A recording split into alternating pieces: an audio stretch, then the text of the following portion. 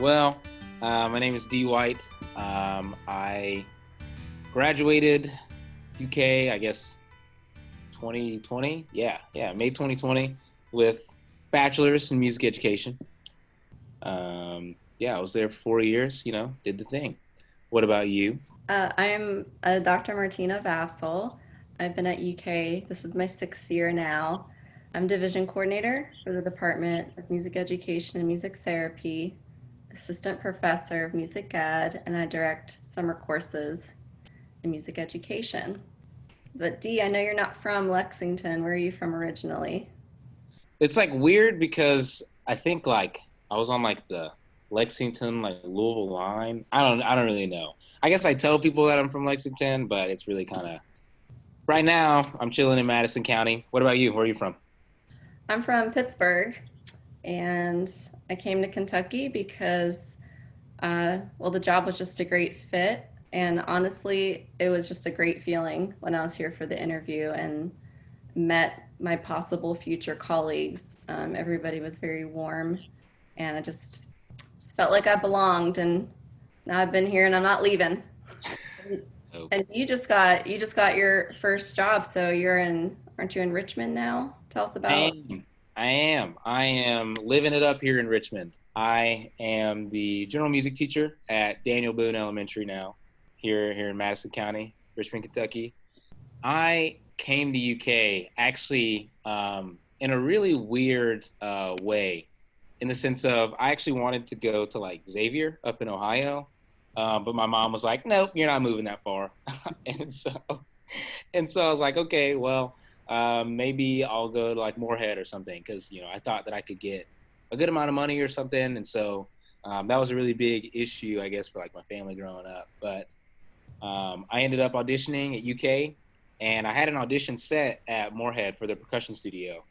And after I auditioned at UK, I actually heard back from Jim Campbell before I even auditioned at Moorhead. So I was like, well, guess I'm going to UK. I was like, I guess that's where it's at. So, I knew they had a great program. And so I really thought that, I'd do it up there. So that's how I came to Cats. I know for you, maybe journal music wasn't the first thing that came to mind. What did you originally see yourself doing, and then what made the switch in your head? When I actually like went to UK and I was in the studio, I wasn't 100% sure what I wanted to teach. I was like 90% sure I wanted to teach, but I wasn't exactly sure what. And I'd actually kind of wanted to start being a high school percussion director. And I wanted to like just focus on percussion. Like I was like, band is cool and everything, orchestra's fine, like all that stuff. I was like, but I just don't know that I care more about those things than percussion. I was like, that's my goal, that's my thing. So I came in and I was like, I think that's where I'm leaning towards. So I'm going through the first 2 years and working, practicing, doing everything, and I ended up taking your general music class, and I can't remember if it was the first class or it was like really early on. There was like a documentary, like Mr. Rogers, and like why he did what he did and all this stuff. And I like literally started crying. I was like, and I had never felt so much emotion behind like something that I wasn't doing. Like I felt that emotion when I performed and things like that, but I had never felt it in like just watching a video. So I was like, there's got to be something more here that I really want to explore. And I think that was the moment. Because I think you remember, like, after the video was done and right when we were about to go, I was like, Dr. Vassal, I need to talk to you.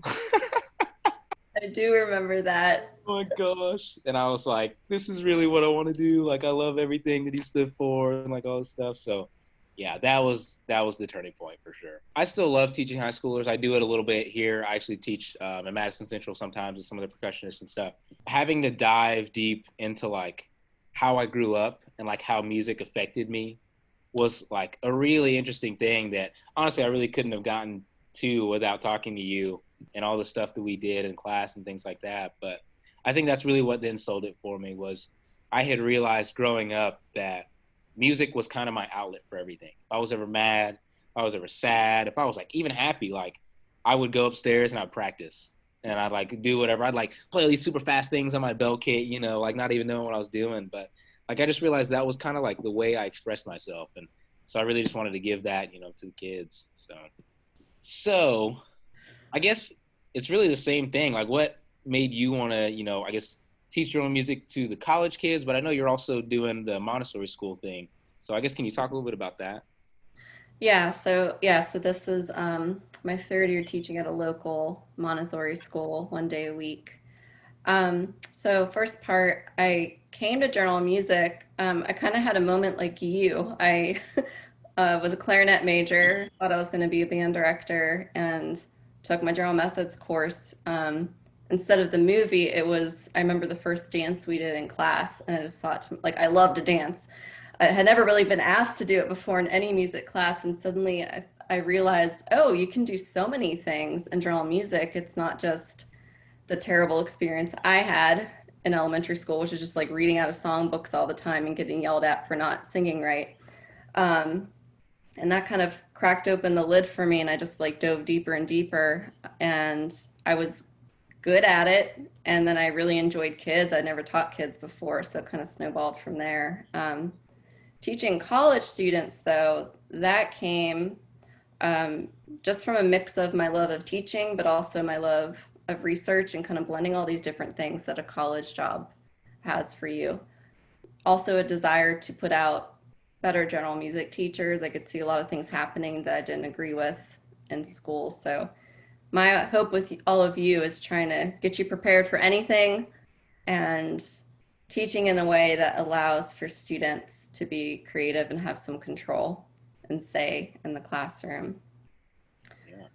So now I'm wondering, did it work? Did you feel Oh yeah. prepared in teaching? And how about we talk about your transition from like normal to NTI and all the craziness? Wow. So when I was student teaching, it was interesting because it was kind of like if a wall had legs, I was seeing the wall running at me, wall being COVID. And I was like, no, I can outrun this. You know what I'm saying? So, I go the other way, I start running. And then all of a sudden the wall smacked you. And that was kind of what NTI was like. I had done student teaching for Frederick Douglass. I was teaching at the high school. So, I was doing all the conducting stuff, doing all that stuff in person, making relationships with the kids, all that stuff. And I was like, man, I'm just really excited to do like the elementary stuff, like get in the classroom and like really start doing it, right?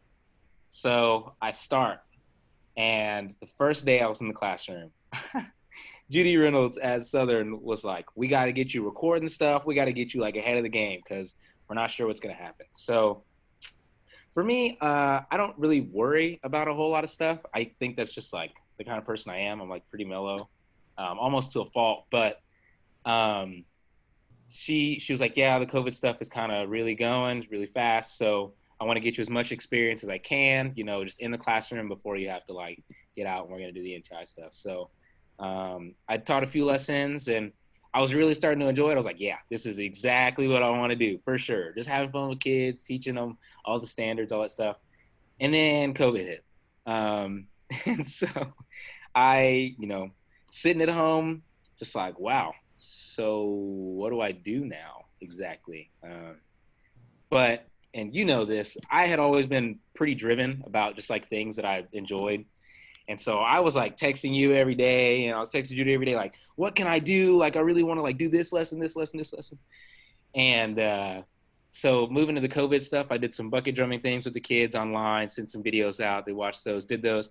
I had a lot of kids super receptive, sending me videos and like, made this Google Drive thing for them. And I watched all the videos. They were having a blast. And so a lot of it became, how do I do what we're doing inside, but with every kid individually at home by themselves? How do I create this community in music that, I've up to this point, I've only felt like could be created in the classroom. And so that was kind of the biggest challenge for me. And so I guess like through NTI, one of the biggest things I learned was that, it's all about your preparation to that point. And I guess like knowing the kids well enough to be able to get them out of their comfort zone to where the NTI or the internet classroom is just the classroom where we don't get to like do hand games and things like that. So I started just experimenting with ways that I could get the kids out of their comfort zone, so that the fun that we had via the virtual was like, I guess, almost the classroom like creativity that we could then kind of branch off of and do something different, whenever COVID is done. So that's kind of how COVID went for me, just doing some bucket drumming stuff. And I continued to send you guys my lesson plans and all that stuff. And we started planning for the future. And it's been great because now I'm here and I still got some of those plans. And I plan on doing some more bucket drumming stuff with my kids real soon. So, and honestly, you guys helped prepare me a lot. And you especially helped prepare me a lot for just doing the online stuff that I'm doing now. So how was it, the transition for you? I know like you were still on like the actual teacher side, I was starting to make the transition, but you were like in it. How was that? Yeah, it was a lot of educational opportunities fell away because the class I was teaching is like part two in general music, and part of that is learning how to put a rock band together. And part of that is actually making your rock band. And we had only gotten 3 rehearsals in, and then we all left, and then everything got locked up. So there's no way to lend out electric guitars and stuff. So we just had to kind of give up. And we thought about using a different platform, but that was already covered in another class. And so it just kind of took, that end of semester performance that was supposed to happen. It all went away. But I feel like everybody was really doing their best. Communication, I just made sure I communicated like crazy with the students and made decisions together with the students. And we ended the semester, achieving some of the goals for the class that were not, that were, the written stuff. So I think we felt good at the end, but we were kind of grieving over some of those lost performances and things like that. I got another one for you. Okay. So today, right now, what is your biggest like inspiration to wake up every morning and to teach, the college kids or to teach Montessori kids, like music? Like what is that thing, that makes you do that? Why don't you let you do that? I think it's the interaction. What else to say about that? From being, I guess now just like being in front of screens all the time, the fact that I get to go on campus, see half my students in person, half on Zoom, but the back and forth, and the response when we're doing activities together and getting the questions and getting people's thoughts like that to me makes me happy. I like engaging with people. I like helping people learn. And sometimes it even goes beyond just music, like teaching you how to teach. That gets me excited because I know the impact it's going to have on children's lives. And we know how important music is. Some people forget that. But knowing that, deep creative connection you have with people with music and how to teach people to do that with kids and bring joy into kids' lives. So it's a pretty sweet life. I don't have any complaints here. I have a lot of creative control and control over my schedule. So it brings a lot of joy every day. Very nice. Very nice. All right. I have a question for you. Let's see. Well, I'm kind of curious about your lesson planning. And where does the inspiration come from? And so for example, you created that whole bucket drum series on video, and I know you've been planning some ukulele units. So my inspiration for a lot of the stuff, it's like I tell all my kids this is I'm very weird and I do things that like you might think is like, what? Why would you do that? Example. So I was sitting at home the weekend before we start, school. I was like, man, I've got the Madison, like curriculum kind of map. We all kind of help each other out here in Madison County. They're talking like, well, now that we're online, we're probably gonna do a lot of rhythm stuff this year, guys. I was like, okay, we can do that. But how can I make rhythms fun as like a kid is not just looking at the screen like, oh, 1, 2, and 3, So I happen to watch a lot of TV as well because I think some of the greatest things that we can plan are things that we can mold from something else. So my planning process is I kind of break down like, all right, what do the kids like need to learn? What is the standards that we're going to teach in Kentucky? Where do I start with that? started with rhythm because I think rhythm and like the beat source and like all this different stuff is like extremely important, you know. And I started with rhythm, and I was like, all right, now I've got 1 through 5. How do I want to group the different levels, and like how, like, what are the different content areas that I want to work on within rhythm? Then I was like, well, from what I know and what I've been told, they've usually done like 3 through 5 and like 1 and 2. Because here at Daniel Boone, there's like a kindergarten academy, and after the kindergarten academy, then like all the kids like kind of go to like the first grades like in the area. So I was like, all right, that means that the first graders and the second graders are still going to be like relatively close to like the thought processes. Third grade is going to be a little bit of the transition, and then the fourth and fifth graders are the ones that are already just trying to get out there. I was like, the fourth graders, I feel like are going to be the ones that are like, all right, I can start to really like push some stuff, start, you know, turn some wheels. And I was like, the fifth graders, I got to get them enough information that they can go out, know something, be able to teach somebody else, you know, whatever, but have fun. So sitting on my couch, and I was like, all right, I want to start with the fifth grade. I'll start with the hardest, and then I'll work my way down. Now, what do the fifth graders listen to? Like, what do they like to do right now? And so, you know, I'm like scrolling through like Instagram. I'm like going back to the stuff I used to watch as a kid. You know, I'm talking to my mom. She's a teacher in Fayette County, and I'm just trying to like figure out what are fifth graders really into. So I start going to like TikTok, and I was like, uh-oh, this is a trap. I was like, I don't know. So, you know, I'm like scrolling through, not getting a whole lot of ideas, but I did get a few. So I like write those down. You know, then I start going to like the ORF websites like AOSA, things like that. And I'll go through that and be like, yeah, I think I like that lesson. You know, Judy Reynolds and you as well had some lessons that I really like. I was like, so what can I do there? How can I make those online? And so then I start planning out, you know, I go with that with every grade level. And then I start planning out like my weeks in advance. So I'm like, okay, first week, we're going to talk about just guidelines, you know, class rules, and we're going to throw in a little game, kind of get them interested in what we're going to do next. So I'm talking about all my guidelines, learning about the kids. And this is like, by this point, I'd started getting into it. And I knew that the first week I had a little buffer. So I'm still going through it. I'm like, man, I really don't know like what I really want to do. All of a sudden, like one night, I was just like watching TV. I was texting an old buddy of mine. He's like, hey, do you remember the Cup song? I was like, yeah, I remember the Cup song. That song is like a classic. I was like, that would be a fantastic lesson. Kids get to learn about rhythm. And I was like, in my whole first month philosophy, at least until, you know, the internet stuff is over, is what music can we make at home? What music is around us? So told all my kids the first week, I said, hey, I'm Mr. White, and I'm going to be really weird this year. I want you guys to know that. I'm going to push you out of your comfort zone, but we're going to make music with anything we can. I was like, so one day I might ask you to go get a macaroni box, and we'll like make some like shaker rhythms, like anything like that. And so Cup song, I was like, that's the one. So I start playing. I'm like, how can I teach rhythm with the Cup song? All right, we go through the motions. Kids are getting to move a little bit. I told them we're gonna have a dance party at the beginning of every song too, as well. Get the kids up and moving with the dial crows, kind of having them understand how they feel, what the music might make them want to do. Then I worked my way down to the first and second graders.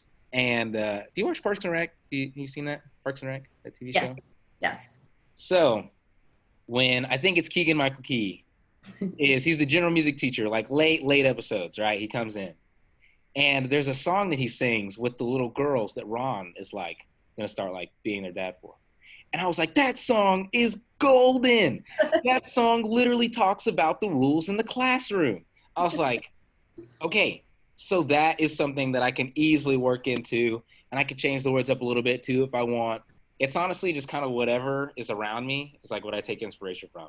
Like I'll sit at a restaurant and be eating something, and I'll see like the name of like what the burger is. I'm like, that's funny. I'm gonna write that down. That's the name of a lesson.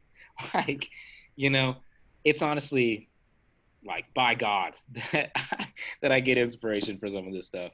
It's crazy. It's weird, but yeah. I think it's awesome. I think people don't realize teaching is a creative act. Teaching is an art form, and everything you said shows that.